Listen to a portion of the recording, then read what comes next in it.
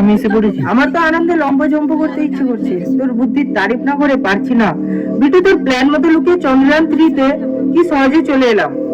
ইসরোর বিজ্ঞানীদের চোখে যেমন ধুলো দিয়ে চন্দ্রযানের ভিতরে ঢুকে একদম শটান আমরা স্বর্গে। কিন্তু লাট্টু, স্বর্গে ঢোকার গেটটা কোথায়? তুই জিপিএস অন করে দেখ না। ঠিক বলেছিস, দেবতাদের মতো অত মাথা মোটা হলে চলবে না। একটু পা চালিয়ে ডান দিকে 500 মিটার হাঁটলেই স্বর্গটা। তার সঙ্গে এটাও সার্চ কর, যেতে আজ কোন রক্ষী ডিউটিতে আছে আর তাদের কিসে বস করা যায়। ঠিক আছে, গুগলে সার্চ করতে করতে এগোই চল।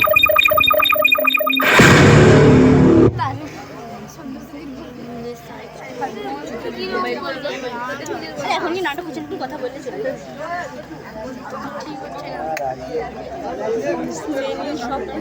ওই চুপ কর, হয়ে গেছে।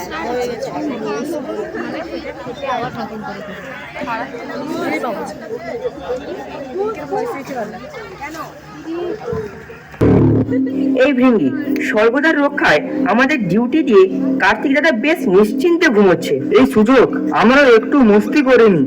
এখন অনেকটাই রাত কেটে গেছে, আর কোনো দানব আশেপাশে নেই যে গেট খুলে স্বর্গে ঢুকে পড়বে। ঠিক বলেছিস নন্দী, তোর সাথে ভাঙচুরা কতটা আছে বের কর দেখি। খুব বেশি নেই, তবে যা আছে তাতে আজকে রাতটা ভালোই জমবে।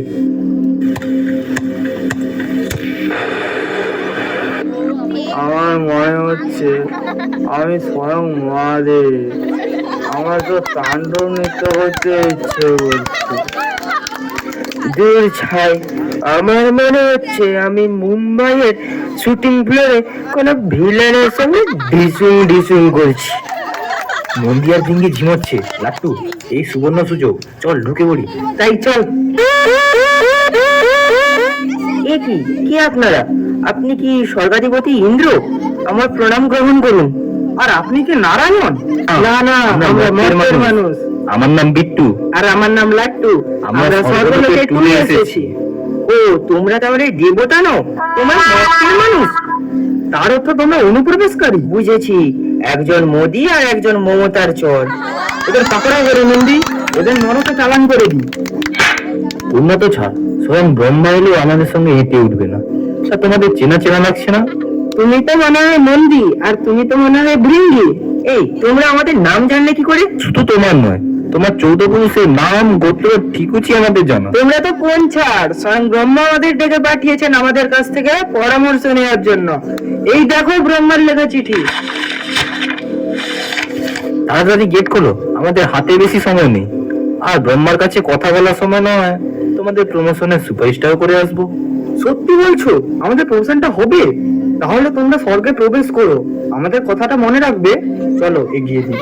নিশ্চয়ই নিশ্চয়ই।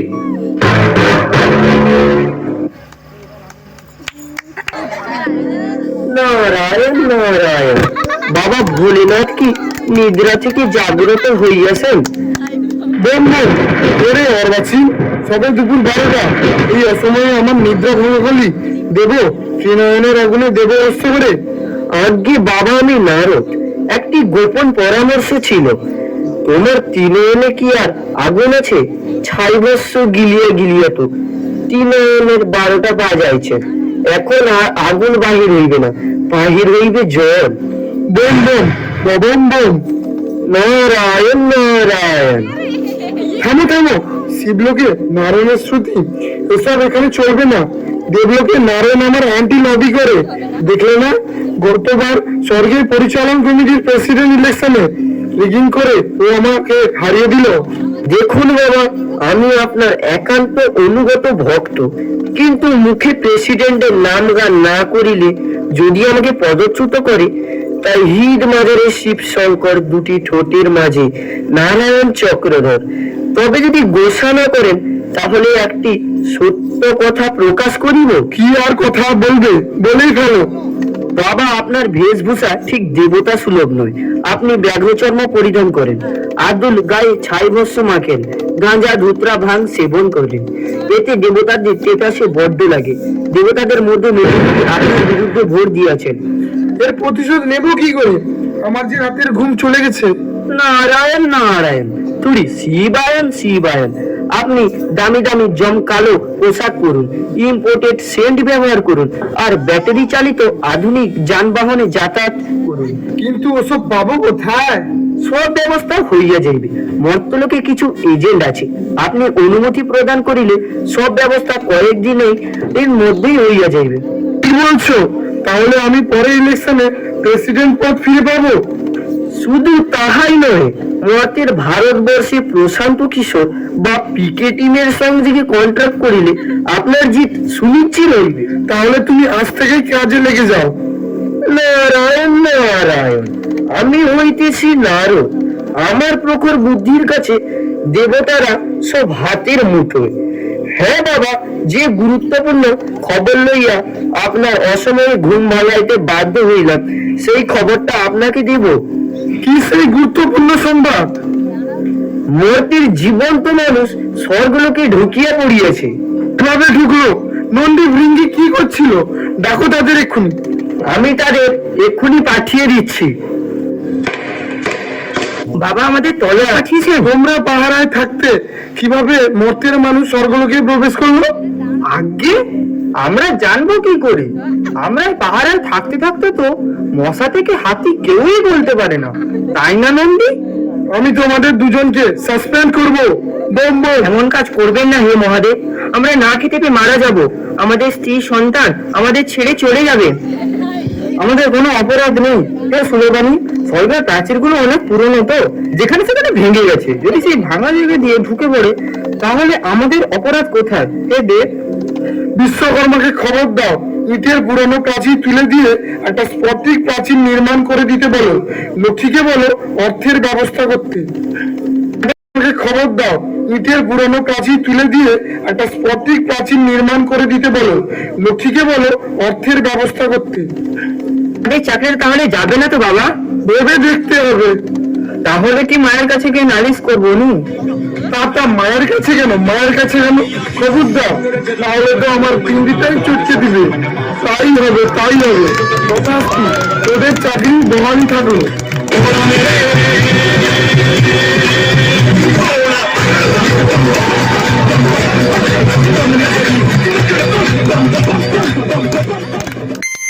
এর ভিতরে তো ঢুকে পড়েছি, কিন্তু আমাদের খুঁজে দেখতে হবে দেবতারা অমৃত ভাণ্ড কোথায় লুকিয়ে রেখেছে। একবার যদি ওইটা সন্ধান পাই তাহলে আর আমাদের ধরে কে? সোজা অমৃত ভাণ্ড চুরি করে নিয়ে চম্পট। কি মজা হবে! অমৃত পান করে আমরা অমরত্ব লাভ করব। আর কলকাতায় ফিরে গিয়ে একটা রিটেল কাউন্টার খুলে অমৃত বিক্রি করবো চড়া দামে। এত টাকা ইনকাম করবো যে 1 মাসের মধ্যে মুকেশ আম্বানিকে ছাড়িয়ে যাবো। আমি তখন একটা হেলিকপ্টার কিনবো। আমি একটা আস্তে এরোপ্লেন কিনবো। আমি তো ভাবছি ইসরোর কাছ থেকে চন্দ্রযানটাই কিনে নেব। আহা, আমার গায়ে কাঁটা দিয়ে উঠছে। যখন ইচ্ছা চাঁদে, যখন ইচ্ছা সূর্যের তারার দেশে চলে যাবো। এই লাট্টু চুপ, আস্তে কথা বল। দেবতারা এখানে সেখানে সিসিটিভি বসিয়ে রাখেনি তো? দেবতারা সেই আদিকালের লোক, বয়সে গাছপাথর নেই, তারা কি ডিজিটাল হতে পারবে? কে একজন আসছে এদিকে, দেখি এর কাছ থেকে কোনো সন্ধান পাওয়া যায় কিনা। নারায়ণ নারায়ণ, তোমরা তো সেই মর্তবাসী। নন্দী ভিন্দিকে ভুজুং বাজুং দিয়া ঢুকিয়া পড়িয়াছ, তা মতলব খানা কি? আপনি তো নারদ দাদা, চিনিলে কি করিয়া? টিভি ও সিরিয়ালে তো আপনাকে অনেকবার দেখেছি। আপনি তো মানে মত্তবাসীর খুব আপনার মানুষ, তুই দেবতা। এত স্তুতির প্রয়োজন নাই। তা ঝাড়িয়া একবার কাশো তো, কি হেতু আগমন এই স্বর্গধামে? এবারে দুর্গাপূজার জন্য দেবতাদের নিমন্ত্রণ দিতে এসেছি। আমরা হচ্ছি উশৃঙ্খল 2 নম্বর ক্লাবের সভাপতি। আর আমি সম্পাদক, আপনাকেও আমরা নিমন্ত্রণ করব। তা তোমাদের মর্তে করোনা দানব তো লন্ডভন্ড করিয়েছিল, এই দানব কি এখনো তাণ্ডব করিতেছে? তাহলে তো দেবতারা মরতে যাবে না। ইনফেকশন হইলে ঘরতর বিপদ। ধনন্তরী এখন ছুটিতে আছে, ট্রিটমেন্ট করবে কি? না না, সেসব কিছু নেই। এখন শুধু মোদি আর মমতাময় পৃথিবী। আচ্ছা নারদ দাদা, অন্য দেবতারা আপনাকে একটু হিংসে করে, তাই না? তুমি তো দেখছি খুবই বুদ্ধিমান। তা যা বলেছেন। আমরা চাই মর্তে আপনার পুজো প্রচলন করতে, আর তার জন্য একটি নারদ মন্দির তৈরি করব। সত্যি বলিতেছ? একদম, সেজন্য তো আপনার সঙ্গে আগেই দেখা করতে এসেছি। তবে আমাদের একটা শর্ত আছে, আপনি রাজি হলেই আমরাও মর্তে আপনার মন্দির তৈরি করার জন্য প্রস্তুতি শুরু করে দেব। কি তোমাদের শর্ত? বেশি কিছু না, একটু অমৃত টেস্ট করার সুযোগ দিতে হবে। কাজটা খুবই কঠিন। নারায়ণ নারায়ণ, এ অমৃত কুম্ভ থাকে লক্ষ্মীর গৃহে চোরা কুঠিতে। সেখানে যাওয়ার রাস্তাটা বলুন, আমরা চেষ্টা করে দেখতে পারি। কিন্তু তাহা বলিয়া দিলে বিশ্বাসঘাতকতা করা হবে। কিন্তু আপনার মর্তের পুজোর ব্যাপারটা তো আটকে যাবে। না না, বলিতেছি খুবই কনফিডেন্সিয়াল, একদম গোপন রাখিতে হইবে। সে আর বলতে, আমাদের পেটে কথা ঢুকলে আর বেরোবে না।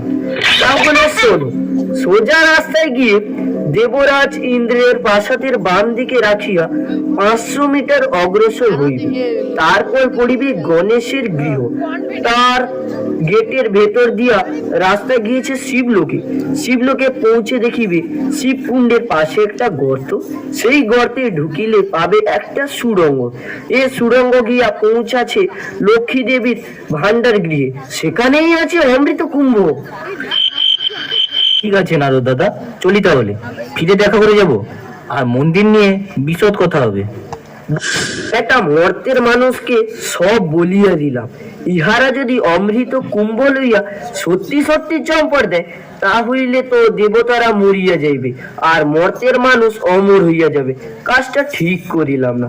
সবাইকে একটু সজাগ করিয়া দিতে হইবে, একটা কিছু ব্যবস্থা করতে হইবে।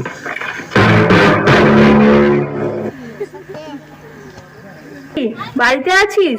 কোনো সাড়া নেই। বাহন পেঁচার মতন। লক্ষ্মীও কি দিনের বেলা ঘুমাচ্ছিস নাকি? লক্ষ্মী, ওরে লক্ষ্মী! কি রে সরস্বতী, এত চেল্লাচিল্লি কিসের? তোর বিনার তার কেটেছে না তোর হাঁস পালিয়েছে? কোনোটাই নয়। তাহলে খামোকা চিৎকার করে পাড়া তুলছিস কেন? এসছিলাম, আমার হাঁসের একটা ব্যামো হয়েছে, তার জন্য একটু অমৃত নিতে হবে। তা বাবা মা তো তোর কাছেই অমৃত কুম্ভটি গচ্ছিত রেখেছে, তাই তোর কাছেই আসতে হলো। দে দে, আমায় আবার মরতে একবার যেতে হবে।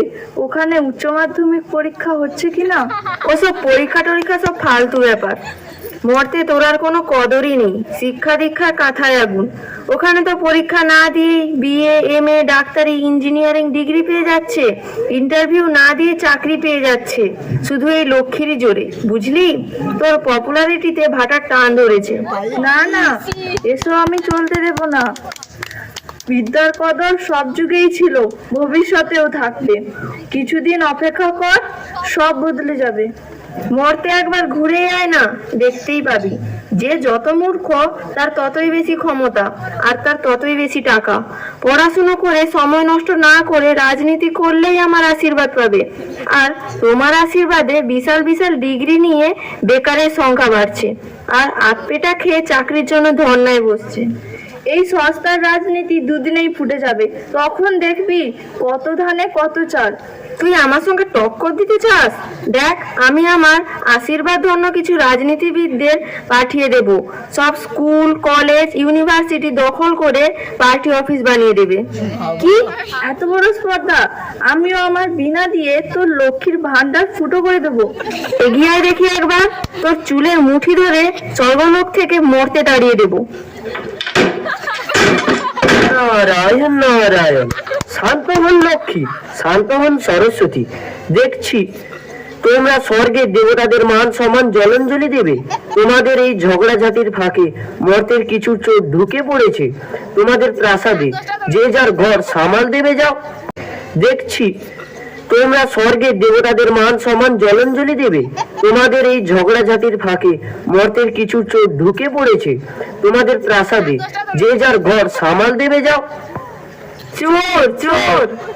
আপাতত ঝগড়া তো থামানো গেল, দেখি আবার কোথায় ঝগড়া বাঁধানো যায় কিনা। নারায়ণ নারায়ণ।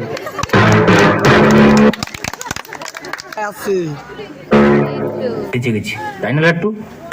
একদম। আর একটু দেরি হলে লক্ষ্মী ভান্ডারের অটোমেটিক দরজাটা বন্ধ হয়ে যেত, আর তখন আমরা ধরা পড়ে যেতাম।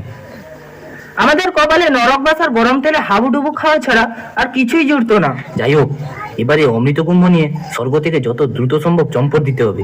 এই কুম্ভটি খুলে একটু অমৃত বের করে টেস্ট করতে ইচ্ছে করছে। মূর্খ কোথাকার! সময় নষ্ট করলে যে কোনো মুহূর্তে ধরা পড়ে যেতে পারি, আর তাহলে আর মরতে বেরা হবে না। তাহলে কি হবে? আমাদের অমৃত ব্যবসার স্বপ্ন শেষ হয়ে যাবে। বেশি বকবক করো না, পা চালিয়ে চলো। কারো জন্য এদিকে ছুটে আসছে মনে হচ্ছে। কি সর্বনাশ! স্বর্গের দরজার কাছাকাছি এসে গেছি, আর একটু হলেই পগার পার। তুই আর পারছিস না, ক্লান্ত হয়ে পড়েছিস, কুম্ভটা আমাকে দে। এই নে, না না, আমার কাছে থাকলে নিরাপদে থাকবে, তুই ফেলে দিবি। না না, আমার কাছে থাক। সর্বনাশ, দিলি তো কুম্ভ ভেঙে। কিন্তু কুম্ভের ভিতরে অমৃত কই? এ তো মাটি। হায় হায়। আরে কাগজে কি যেন লেখা, ওহে মত্তের বোকা মানুষ, নারদের